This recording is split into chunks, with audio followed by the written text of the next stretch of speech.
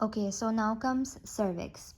Anatomically जो cervix है it comprises the neck of the uterus, यानी यूट्रस नीचे को आके सर्विक्स में कन्वर्ट हो जाता है.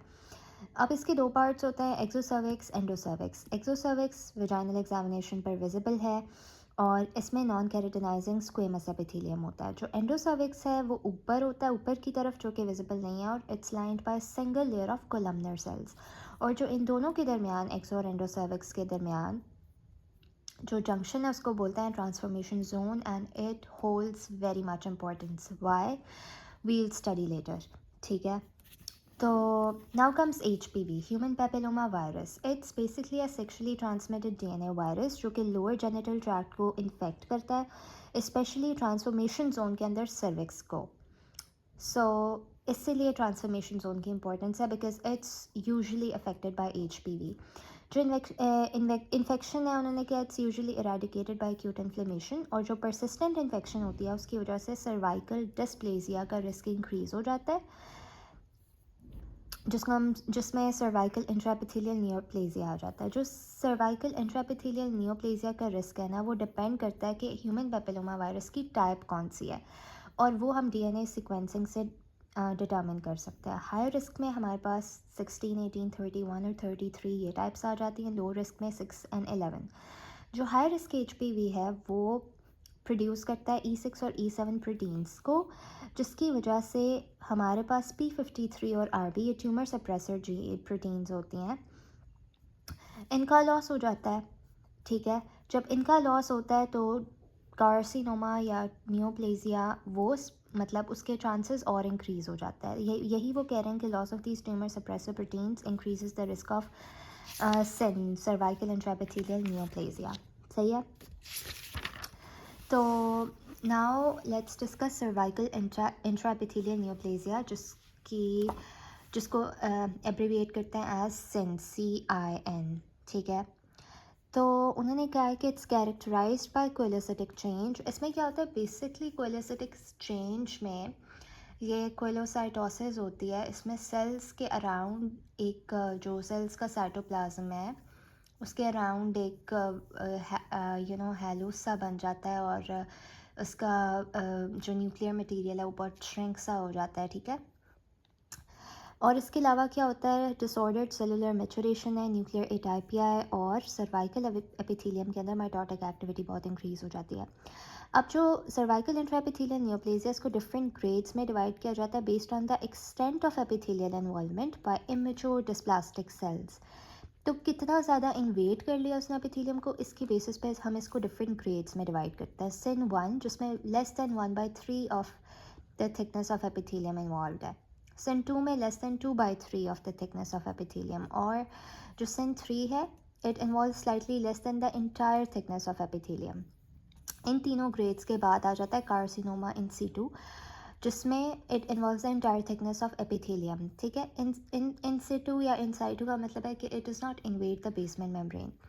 सिन classically progresses into step wise fashion through. पहले सिन 1 आता है, ग्रेड 1, फिर सिन 2, सिन 3, और फिर ultimately carcinoma in situ to become invasive squamous cell carcinoma. तो अल्टीमेटली एट द एंड ये क्या बन जाता है, squamous cell carcinoma. Progression is not inevitable, यानी कि सिन 1 मोस्टली रिग्रेस कर जाता है, तो इनएविटेबल नहीं है कि प्रोग्रेस होगा ही लाजमी. जितना ज़्यादा डिस्प्लेजिया होगा उतना ही ज़्यादा चांसेस है कि कार्सिनोमा तक प्रोग्रेस करे. इसके बाद आ जाता है cervical carcinoma.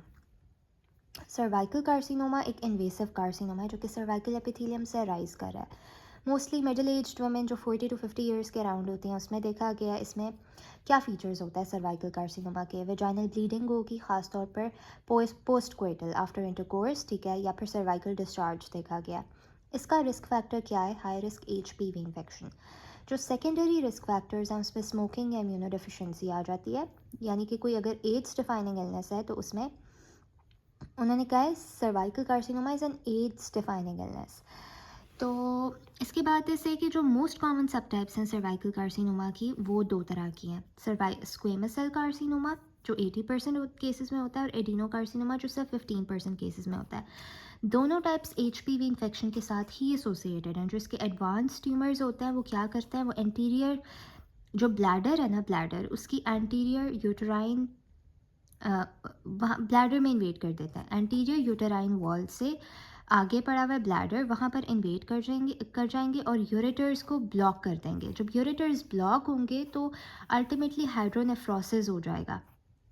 Hydronephrosis will lead to post renal failure, जो कि is a very common cause of death in advance cervical carcinoma. तो एडवांस सर्वाइकल कार्सिनोमा की कॉम्प्लिकेशन है हाइड्रोनेफ्रोसिस, ठीक है। और क्योंकि जब यूरेटर्स ब्लॉक होंगी, यूरिन का फ्लो ऑब्स्ट्रक्ट हो जाएगा और वो ऊपर ही किडनीज के हाइलम तक रहेगा और which will lead to hydronephrosis, ठीक है। इसके बाद आ जाता है screening and prevention of cervical carcinoma. जो स्क्रीनिंग का गोल है ना, it is to catch dysplasia.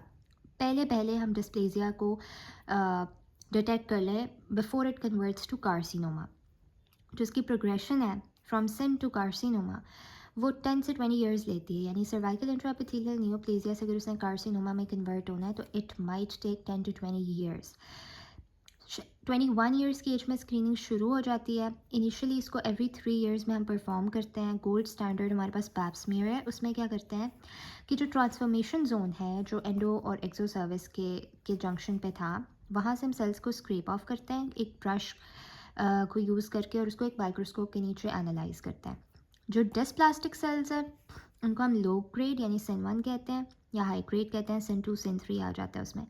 जो हाई ग्रेड डिस्प्लेजिया है उसमें ऐसे सेल्स होते हैं जिनका हाइपर क्रोमैटिक यानी कि बहुत ज़्यादा डार्क न्यूक्लियस होता है और high nuclear to cytoplasmic ratios होती हैं।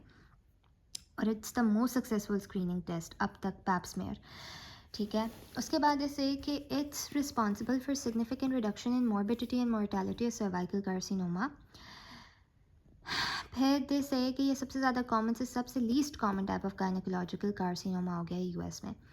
वो फीमेल्स जो कि डेवलप करती हैं invasive cervical carcinoma, they have usually not undergone screening, क्योंकि जब स्क्रीनिंग पहले हो जाती है तो वो पहले अर्लियर स्टेजेस में डिस्प्लेजिया की स्टेज में डिटेक्ट हो जाता है, तो it's better to get a control over it. लेकिन अगर ऐसा नहीं हुआ तो it may progress to carcinoma. अब उन्होंने क्या, अगर एबनॉर्मल पैप स्मीयर है it's followed by confirmatory colposcopy, जिसमें हम क्या करते हैं सर्विक्स को एक मैग्नीफाइंग ग्लास से विजुलाइज करते हैं और बायोप्सी करते हैं। पैप स्मीयर की लिमिटेशंस भी हैं कुछ, जिसमें उन्होंने क्या है कि ट्रांसफॉर्मेशन जोन की इनएडिकेट सैम्पलिंग हुई है। इसको हम कहते हैं false negative screening and limited efficacy in screening for adenocarcinoma. Despite pap smear screening जो एडिनोकार्सिनोमा का इंसिडेंस है वो कम नहीं हुआ। हाँ, सर्वाइकल कार्सिनोमा का कम हुआ, एडिनोकार्सिनोमा का नहीं हुआ। फिर उन्होंने कहा है कि immunisation is effective in preventing HPV infections.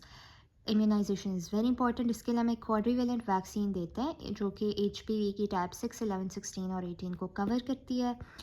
जो 6 और 11 के अगेंस्ट एंटीबॉडीज़ जनरेट होती हैं वो कॉन्डाइलोमास के अगेंस्ट प्रोटेक्ट करती हैं, और जो 16 और 18 के अगेंस्ट एंटीबॉडीज़ जनरेट होती हैं वो सिन और कार्सिनोमा के अगेंस्ट प्रोटेक्ट करती हैं। Pap smears, they're still necessary due to limited number of HPV types covered by the vaccine. So that's all about um, the cervical carcinoma, and we discussed about cervix, we discussed about human papilloma virus, we discussed about cervical intraepithelial neoplasia, cervical carcinoma, screening and prevention of cervical carcinoma, and yeah, that's it.